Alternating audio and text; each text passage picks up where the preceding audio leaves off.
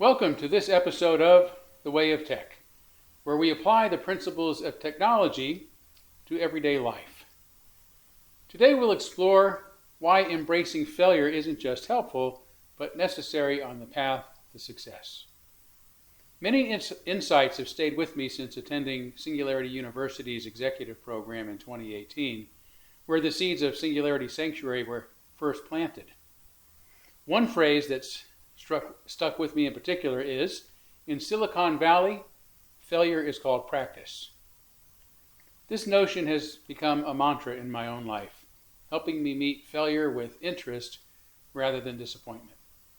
Unlike the familiar saying, if at first you don't succeed, try again, this perspective accepts failure as a vital ingredient in the recipe for success.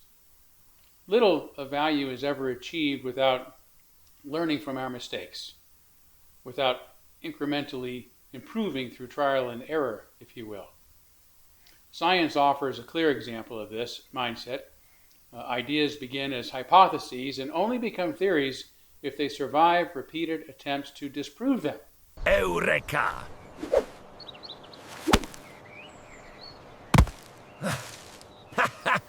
Even then, they never become absolute truths because there's always the possibility they may be falsified in the future.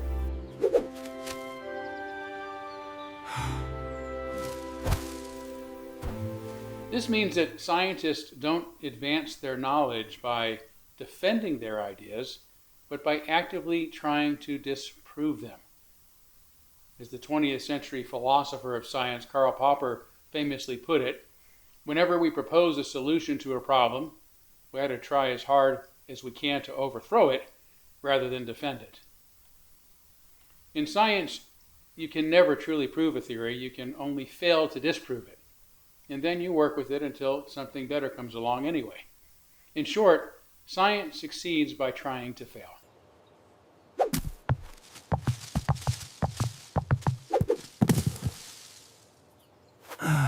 I saw this principle put to work in a very practical way through my now late friend Ernest Breton, a chemical researcher whose work on water and ion flow across cellulose membranes contributed to the later development of reverse osmosis in the late 1950s. Ernie spent many years as a research fellow at DuPont, and once told me he took over hiring there when the company began struggling to innovate. He noticed that DuPont had fallen into the habit of mostly hiring top students from elite universities and ended up concluding the company had assembled a workforce that didn't know how to fail. Knowing it's difficult to innovate if one is not willing to fail, he began hiring graduates with lower GPAs from less prestigious schools, particularly in the areas of science and technology. Before long, innovation returned. These new hires were used to failing. They weren't afraid of failure. To them, failure was simply part of what it takes to inevitably succeed. Perhaps the most familiar example is Thomas Edison, who reportedly tested thousands of filaments from coconut fiber to human hair before finally finding one that worked, carbonized bamboo. Edison famously said, "I have not failed. I've just found 10,000 ways that won't work." Most people would have quit long before that. If each attempt counted as a failure, Edison was far more of a failure than he was a success. But history remembers only the success. Everything that came before, as they say in Silicon Valley, was practice. So how do we apply this idea, failure as practice, to everyday life? To begin with, we can stop feeling embarrassed by our mistakes. Many of us have grown to believe that failure means something is wrong, something wrong with us. We failed the test, the relationship, the project, so we must be failures. But technology doesn't work that way, and neither does our growth. A failed prototype isn't an identity crisis, it's data. It simply tells us what's not working so we can figure out the problem and make improvements. Once we realize this, failure becomes valuable information, not something to be ashamed of. Accepting failure can also make us more efficient than not. It's fear of failing that causes us to delay action by overthinking, rehearsing, and protecting ourselves from feeling embarrassed or disappointed. Progress accelerates when we act sooner, fail sooner, and adjust sooner. Realizing this enables us to more eagerly learn new skills, take on new challenges, make bold changes, and to be creative, all by accepting it's not going to be easy, but we will get there by learning and adjusting along the way.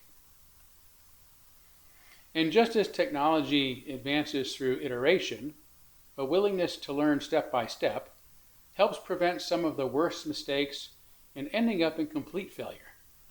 Since OpenAI's release of ChatGPT near the end of 2022, we've had GPT 3.5, ChatGPT 4, GPT 4.0, GPT 5, GPT 5.1, and now, just this week, GPT 5.2, which won't be the end of it.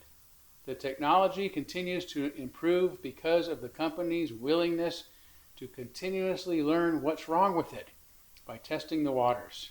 We can do the same by not being afraid to share a wild idea, for example. Receive feedback, then adjust. Making small mistakes along the way helps us to make necessary adjustments before it's too late.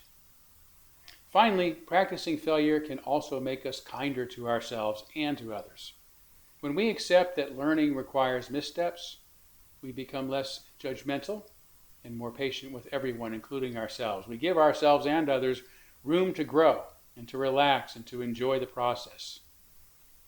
In an exponentially changing world, this may be the most important skill of all, realizing no matter how fast things are moving, life is what happens along the journey, not the destination. Where we end up isn't nearly as meaningful as how we get there, and getting there takes practice.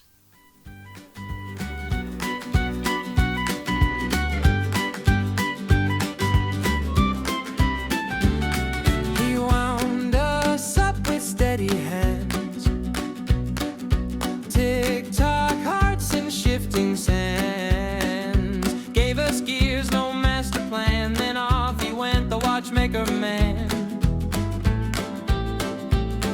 No manual, no hotline, just ticking clocks and borrowed time.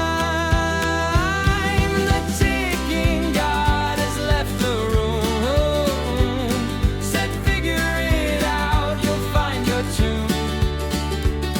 He set the springs, then let us be. We're running wild imperfectly.